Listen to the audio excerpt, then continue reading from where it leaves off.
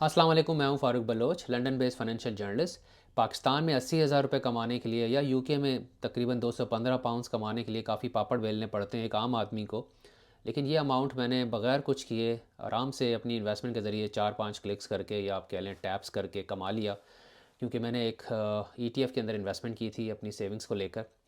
तो 12 फरवरी को यानी जंग से तकरीबन 2 हफ्ते पहले मैंने ये इन्वेस्टमेंट की थी। और ये मेरा वाहिद ईटीएफ है। मेरे पास टोटल 9 ईटीएफ्स हैं, जिसमें से ये वाहिद ईटीएफ है जो जंग के इस पूरे अरसे में एक दफ़ा भी लॉस में नहीं गया। बाकी 8 ईटीएफ्स जो है वो किसी न किसी पॉइंट पे लॉस में ज़रूर गए। लेकिन ये जो ईटीएफ है इसने इस जंग वाले पीरियड में यानी इस अनसर्टनिटी के टाइम पे भी 25% रिटर्न दिया है। मेरा अपना प्रॉफिट भी अगर मैं बात कर लूँ 25% तो नहीं है, क्योंकि मैंने डॉलर कॉस्ट एवरेजिंग की थी।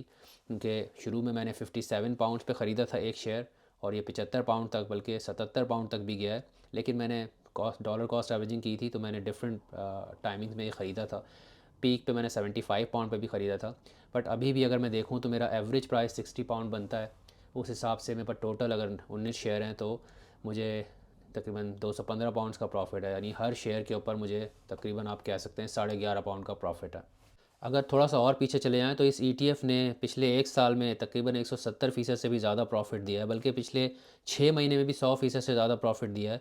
लेकिन इससे पहले कि कोई इसमें इन्वेस्टमेंट करे, कुछ बातें ज़रूरी हैं समझना। इसके पीछे मेरा थॉट प्रोसेस क्या था, कॉन्सेप्ट क्या था, मैंने ये इन्वेस्टमेंट क्यों की है।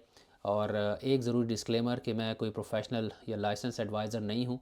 तो ये वीडियो जो मैं फ़ाइनेंशियल अवेयरनेस के लिए बना रहा हूँ, तो इसको इन्वेस्टमेंट एडवाइस मत समझिएगा। और जो भी इन्फॉर्मेशन आपसे दे रहा हूँ, आपसे शेयर कर रहा हूँ, उसको इंडिपेंडेंटली वेरीफाई करें। और इस फ़ंड की इस ईटीएफ की जो परफॉर्मेंस है अभी तक की, वो इस बात की गारंटी नहीं है कि ये आगे भी ऐसा ही रिटर्न देगा। ये बहुत ज़्यादा हाई रिस्क है, इसमें लॉस भी हो सकता है। ये जैसा कि मैं हमेशा कहता हूँ कि अपना एक इमरजेंसी बफर ज़रूर रखना चाहिए। यानी 6 से 8 महीने 10 महीने का आप इमरजेंसी फ़ंड रखें कि अगर आपको स्टॉक में लॉस होता है तो आप लॉस में बाहर ना निकलें, बल्कि होल्ड करके रखें, ताकि मार्केट जब वापस ऊपर आए आप तब निकलें, और उस दौरान आप अपने इमरजेंसी फ़ंड से अपनी ज़रूरियात पूरी कर सकें। चलिए वापस आते हैं, जो कॉन्सेप्ट है या थॉट प्रोसेस है इस इन्वेस्टमेंट के पीछे, वो क्या है। एक तो बहुत ही जनरल सा है, जिसका पिछली एक मैं वीडियो में जिक्र भी कर चुका हूँ, जिस पे 1 मिलियन व्यूज़ आ गए थे।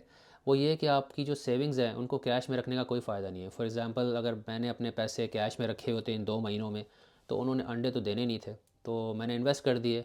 और उसकी वजह से मुझे जो है वो 215 पाउंड्स का प्रॉफिट हो गया बगैर कुछ किए। और यही कॉन्सेप्ट है कि आप पैसे के लिए तो काम करते हैं, लेकिन आपका पैसा आपके लिए काम करे। तो उसके लिए तरीका ये होता है कि अपनी सेविंग्स को कहीं पे आप इन्वेस्ट कर दें। ये तो पहली बात हो गई। दूसरा जो कॉन्सेप्ट है इसके पीछे, वो ये है कि देखें, हर किसी का इन्वेस्टमेंट गोल डिफरेंट होता है। लेकिन जो मैंने सीखा है मार्केट एक्सपर्ट से और अपनी 15 साल के 20 साल के करियर में, जिसमें 10 साल फाइनेंशियल रिपोर्टर के तौर पे मैंने गुजारे हैं, वो ये कि अपनी सेविंग्स को हमेशा एक जगह पे तो कभी इन्वेस्ट नहीं करना चाहिए, डाइवर्सिफाई करना चाहिए।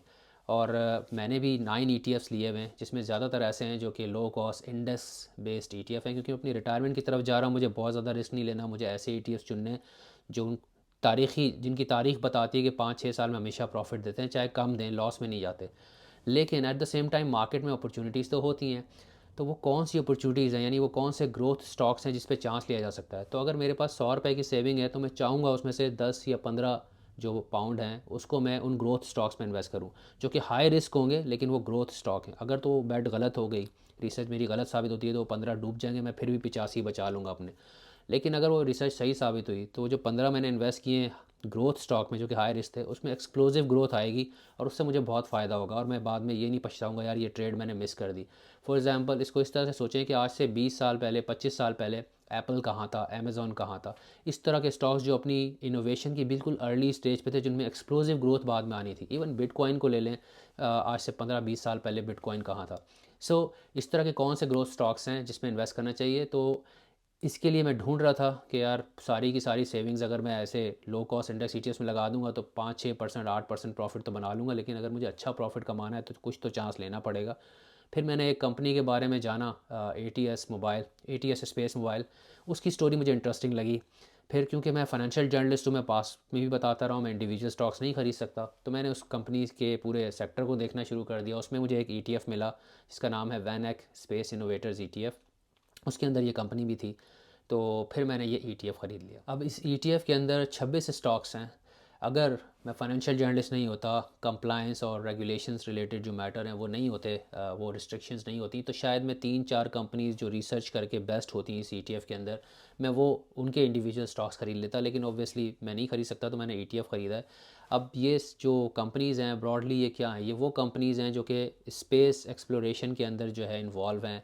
आप कह लें जो स्पेस मैसेज होते हैं, सैटेलाइट्स भेजती हैं ये, और सैटेलाइट कंपनीज़ जो हैं फिर उनकी एप्लीकेशंस, उनके यूज़ केसेस आप देखें, इनके क्लाइंट्स डिफेंस कंपनीज़ हैं, गवर्नमेंट्स हैं।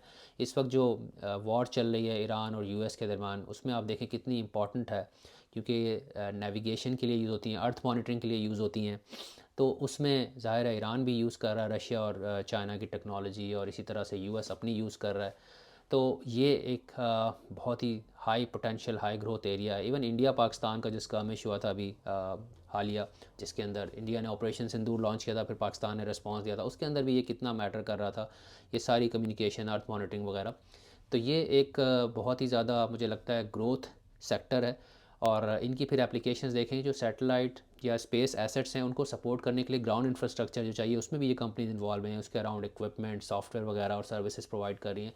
तो क्लाइंट्स इनके बड़े बड़े हैं, जैसे मैंने कहा डिफेंस कंपनीज़, गवर्नमेंट्स वगैरह। फिर कमर्शियल साइड पे आ जाएँ तो जो मोबाइल कम्युनिकेशन कंपनीज़ हैं वो भी इनके क्लाइंट्स में आती हैं। उनकी कॉस्ट है टावर्स वगैरह लगाने की, और फिर ज़ाहिर है उनका कॉस्ट रोल आउट उनको बहुत महंगा पड़ता है। तो ये कंपनीज़ इनोवेटिव टेक्नोलॉजीज़ लेकर आ रही हैं जो कि आपको फैसिलिटेट करेंगी इन सर्विसेज को मोर एफिशिएंटली, कम कॉस्ट पे। सो ये एक ग्रोथ एरिया है, हाई ग्रोथ एरिया है। अब ये 26 हैं, हो सकता है 26 प्रोजेक्ट्स में से कोई 10-15 फेल भी हो जाएं, ठीक है, ज़रूरी नहीं है सारे कामयाब हों। यही एक बड़ा रिस्क होता है जब भी कोई ब्रेक थ्रू टेक्नोलॉजी आती है, तो बहुत सारे लोग उसको जो है ना, फिर वो एक लॉन्च होता है, उसके बाद दूसरा, तीसरा, चौथा, फिर लाइन लग जाती है, लेकिन सारे कामयाब नहीं होते। तो ETF ख़रीदने से ये होगा, इस आपका रिस्क डाइवर्सिफाई हो जाता है। मसलन कि अगर 26 में से आधी नहीं भी चलती हैं और बाकी आधी ज़बरदस्त किस्म की ग्रोथ लाती हैं, तो फिर भी आपका इतना नुकसान नहीं होगा। तो ये एक रिस्क है, हाई रिस्क ETF है। लेकिन एट द सेम टाइम, जैसा मैंने कहा, इसके पीछे कॉन्सेप्ट क्या है कि अगर मेरे पास 100 पाउंड की सेविंग्स हैं, तो 10 पाउंड के ऊपर मैं चांस ज़रूर लूँगा। क्योंकि अगर एक बड़ी ट्रेड आनी है, लाइक फॉर एग्ज़ाम्पल जैसे कभी एप्पल के अंदर या गूगल के अंदर आपके ये जो है अमेज़ॉन, इनके अंदर एक्सप्लोसिव ग्रोथ आई, इस तरह के अगर आज के दौर में कोई स्टॉक्स मौजूद हैं या ETFs मौजूद हैं, तो उनके अंदर चांस ज़रूर लेना चाहिए। अगेन, अगर 20 इयर्स पहले मैं ये चांस लेता तो शायद मैं अपनी सेविंग का 100 में से मे बी 20-30% इसमें लगाता। लेकिन अब क्योंकि मैं रिटायरमेंट करीब जा रहा हूँ, बहुत ज़्यादा रिस्क नहीं ले सकता। कम प्रॉफिट मिल जाए कोई बात नहीं, बट ज़्यादा रिस्क नहीं लेना। एनीवे, ये कॉन्सेप्ट था इसके पीछे। आपसे फिर मुलाकात होगी किसी और टॉपिक के साथ। अपना ख्याल रखिएगा। अल्लाह हाफ़िज़।